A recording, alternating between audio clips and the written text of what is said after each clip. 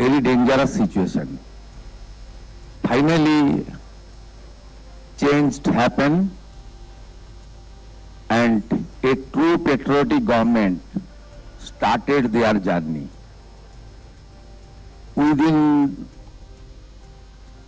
2 weeks,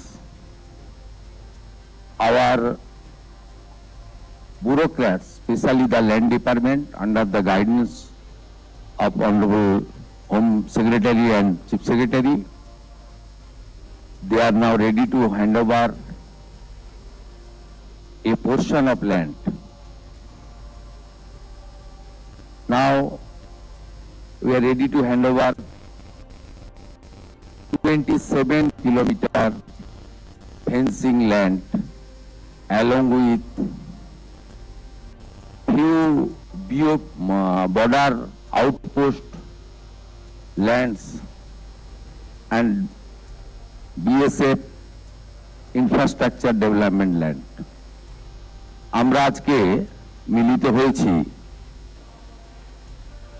আমাদের যে দীর্ঘদিনের পশ্চিমবঙ্গ এবং বাংলাদেশ বর্ডার, যা আমাদের দেশের জন্য এবং রাজ্যের জন্য সুরক্ষার প্রশ্নে অত্যন্ত গুরুত্বপূর্ণ। আমাদের এই রাজ্যে এবং দেশে নানা জায়গায় যে ধরনের দেশবিরোধী কাজ, আইন শৃঙ্খলা জনিত অপরাধ, লাভ জিহাদ, ল্যান্ড জিহাদ, বলপূর্বক ধর্ম পরিবর্তন এবং বিশেষ করে আমাদের নারী নিরাপত্তা, শিশু কন্যাদের নিরাপত্তার প্রশ্নে যে ধরনের অসামাজিক কাজকর্ম আমরা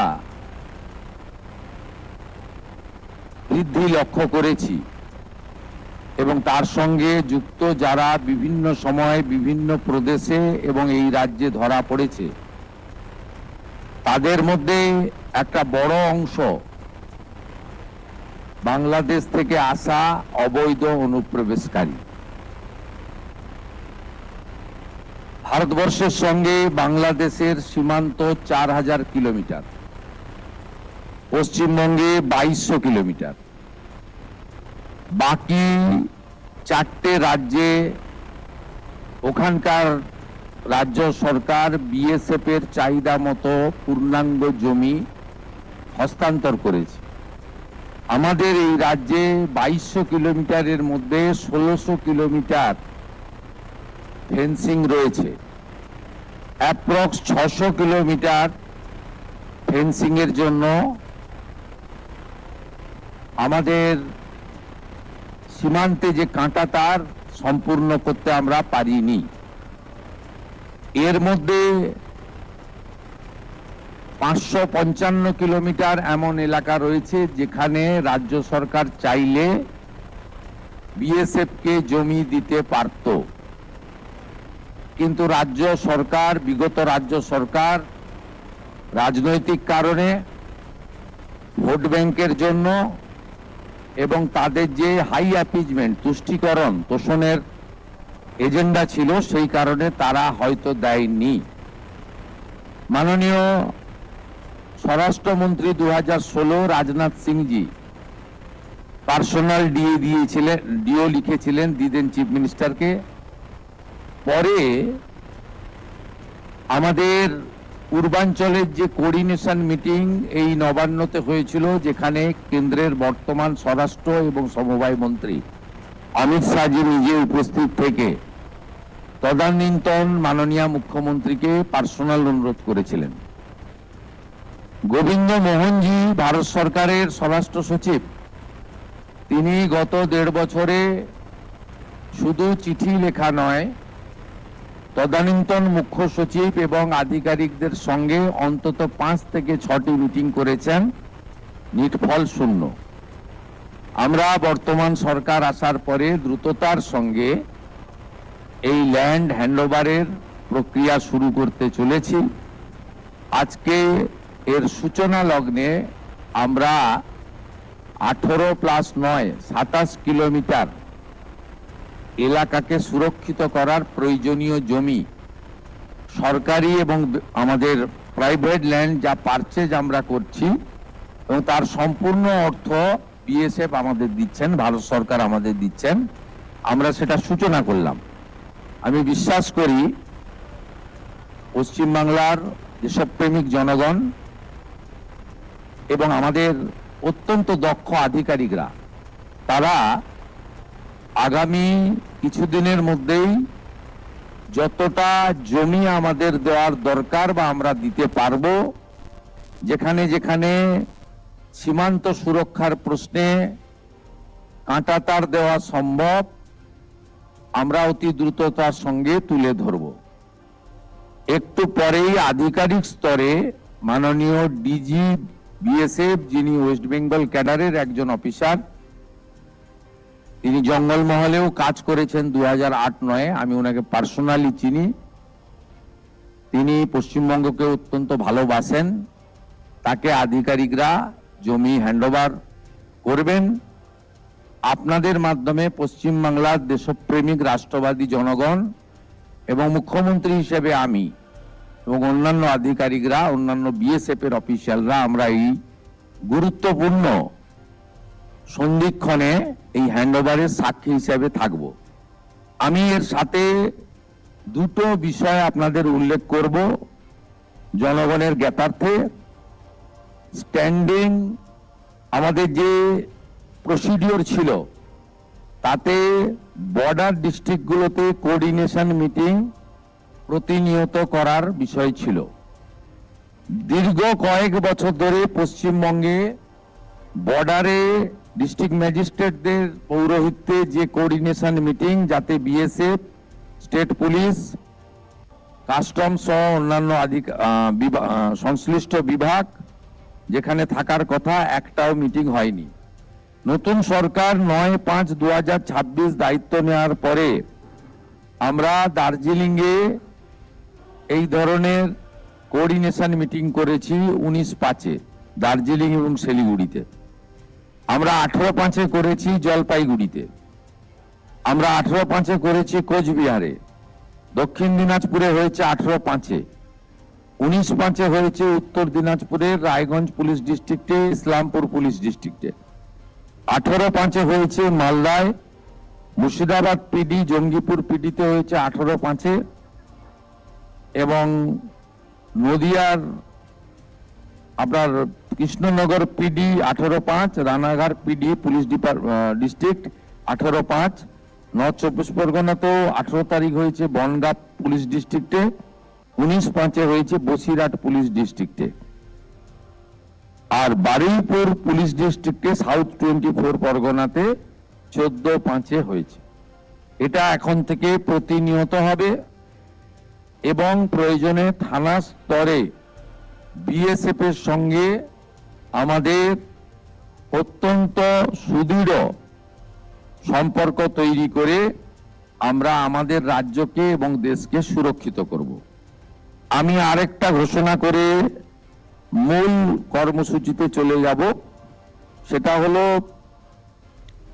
আমাদের ভারত সরকারের পক্ষ থেকে 14/5/2025-এ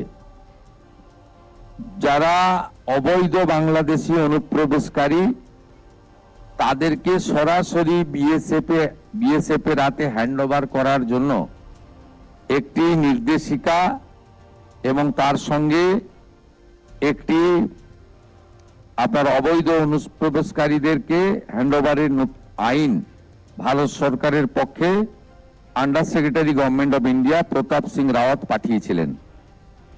ডেটটা আবার বলি, 14/5/2025, অর্থাৎ কার্যত 1 বছরেরও বেশি আগে। পশ্চিমবঙ্গের আগের সরকার তারা একদিকে শরণার্থীদের সিএএ দেওয়ার ক্ষেত্রে বিরোধিতা করেছে, অন্যদিকে এই গুরুত্বপূর্ণ সুযোগ বা আইন ভারত সরকার যেটা দিয়েছিলেন তাকে কাজে লাগাননি। আজ থেকে আমরা এই আইন কার্যকর করলাম। এর ফলে সিএএ এর অন্তর্ভুক্ত যারা অর্থাৎ সিএতে বলা আছে 7টা কমিউনিটি বা ধর্ম পালন করা লোকেরা তারা সিটিজেনশিপ অ্যামেন্ডমেন্ট অ্যাক্টের আওতায় আসবেন এবং তাদেরকে যারা 31/12/2024 পর্যন্ত এসেছেন তাদেরকে কোনো পুলিশ কোথাও হ্যারাসমেন্ট ডিটেন্ট করতে পারবে না। সিএ এর আওতায় যারা নেই তারা হলেন কমপ্লিটলি অবৈধ অনুপ্রবেশকারী ইনফিল্ট্রেটার্স। তাদেরকে সরাসরি রাজ্য পুলিশ গ্রেপ্তার করবে এবং ডিটেন করবে এবং হ্যান্ডওভার করবে বিএসএফ এর হাতে, এবং বিএসএফ তারা বিডিআর এর সঙ্গে কথা বলে তাদেরকে ডিপোর্ট করার ব্যবস্থা করবে, অর্থাৎ ডিটেক্ট, ডিলিট, এবারে ডিপোর্ট। এই আইন আজ থেকে কার্যকর হলো। মাননীয় ডিজিপি কে এবং হোম সেক্রেটারিকে বলে দেওয়া হলো পশ্চিমবঙ্গের বর্ডার সন্নিহিত সমস্ত থানাগুলিতে এই আইন দেশের স্বার্থে, পশ্চিমবঙ্গের স্বার্থে আমরা আজ থেকে কার্যকর করলাম। ঠিক আছে, থ্যাংক ইউ। ধন্যবাদ sir. I now request DGBSF to please say a few words. Thank you. माननीय मुख्यमंत्री महाशय, রেসপেক্টেড চিফ সেক্রেটারি স্যার, সব থেকে আগে আমি বিএসএফ পরিবার পক্ষ থেকে আপনাদেরকে সাধুবাদ জানাই স্যার। এটা অনেক দীর্ঘদিন ধরে আমরা চেয়েছিলাম যে আমাদের ফেন্সিং জন্য বা ইনফ্রাস্ট্রাকচার জন্য বা একটা সিনার্জি আমাদের বিএসএফ যারা বর্ডার গার্ডিং ফোর্স আমরা কাজ করি স্যার স্টেট গভর্নমেন্ট সঙ্গে হবে। এইটা স্যার গত কিছুদিন ধরে এবং আজকে যে ল্যান্ড হস্তান্তরণ হচ্ছে আমরা একটা আমূলচূল পরিবর্তনটা দেখলাম। আমাদের পুরোটাই সম্পূর্ণ এটা ভরসা যে আমাদের যে সিনার্জি একটা দরকার হয় স্যার, যেটা আমরা স্টেট গভর্নমেন্ট পক্ষ থেকে চাই, সেটা এখানে ওয়েস্ট বেঙ্গল পশ্চিমবঙ্গে এটা আমরা পাবো। এর পাওয়ার পরে আমাদের যে ফেন্সিং কনস্ট্রাকশন যেখানে যেখানে লম্বিত ছিল সেটা হবে, যেখানে আমাদের ইনফ্রাস্ট্রাকচার নতুন বিওপি খোলা, যে বর্ডার আউটপোস্ট গুলো খোলাটা ইনক্লুডিং সুন্দরবন মতন এরিয়া যেখানে আমরা একটা বিশাল জলাশয়কে আমরা ভালো করে দেখতে পাচ্ছিলাম না, ওই জায়গাটাও আমরা যে আছে ভালো করে দেখার জন্য যে পরিকল্পনাগুলো আছে সেটা পারিত হবে স্যার। এটা নিয়ে স্যার আমাদের যে সুরক্ষাটা স্যার ইন্ডো বাংলাদেশ বর্ডারটা আরো একটু সুদৃঢ় হবে এবং ন্যাশনাল সিকিউরিটি পক্ষ থেকে এটা খুবই একটা জরুরি ছিল স্যার।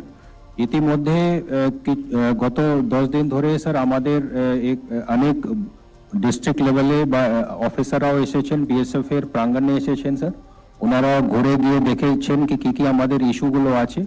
আমাদের একটা নির্দিষ্ট কোঅর্ডিনেশন মেকানিজম থাকে স্যার প্রত্যেক রাজ্যে যেখানে আমাদের বর্ডারগুলো আছে, সেটা আমরা অলরেডি শেয়ার করেছি স্যার। যে কিছু তালিকাতে যে স্মাগলারদের তালিকা হয় বা যারা স্মাগলিং মধ্যে যুক্ত থাকেন এই সমস্ত তালিকাগুলো আমরা এইগুলো পারসিউ করে যারা এইগুলো কার্যকলাপ সঙ্গে জড়িত ওদেরকে স্যার যে আছে আমরা ধরবো এবং ওদেরকে যে আছে স্টেট প্রশাসনের সঙ্গে আমরা লিস্ট এটা করবো sir.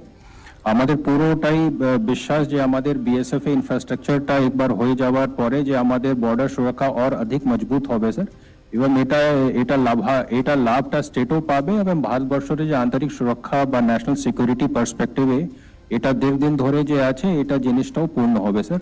Thank you once again sir, thank you so much.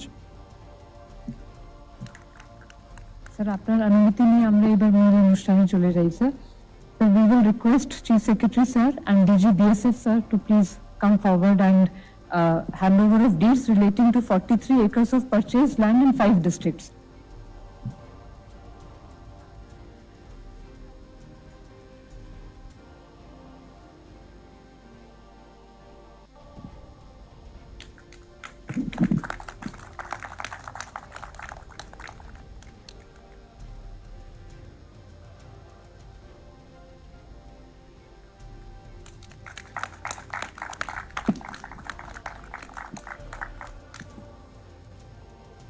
Thank you, sir. I will now request Home Secretary and ADG BSF to kindly come forward for handing over of sanction order for transfer of 31.9 acres of government vested land in 9 cases to BSF.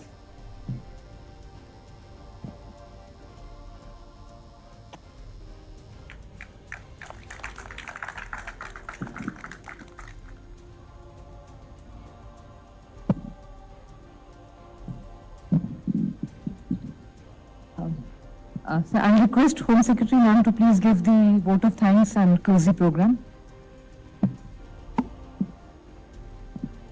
So with your permission, we are at the end of a ceremony and a program which carries a lot of meaning and significance for the state government, as I'm sure it does for the Border Security Force. I would like to thank the Honorable CM for sparing time from his very, very busy schedule. Sir has just come back from North Bengal from a very long meeting to graciously preside over this momentous occasion, which is so important for all of us. I would also like to thank the team from the Border Security Force, led by the DG, who is an officer, an IPS officer of our own cadre, West Bengal, to be here with us today. I would also take this moment to thank the Chief Secretary, sir, and advisor, sir, for their constant guidance, and my colleagues, my senior colleagues from the LNLR department, the DGP and his team, for the extreme hard work which has made possible this ceremony and this handing over today. Also, the respected members of the media, we are very happy that you could join us on this particular occasion.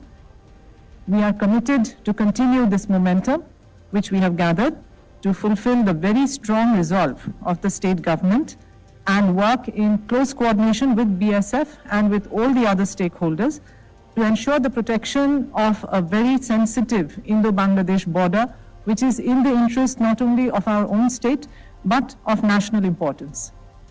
With the permission of the Honorable Chief Minister, sir, we conclude the program, sir. Thank you, everyone. Namaskar.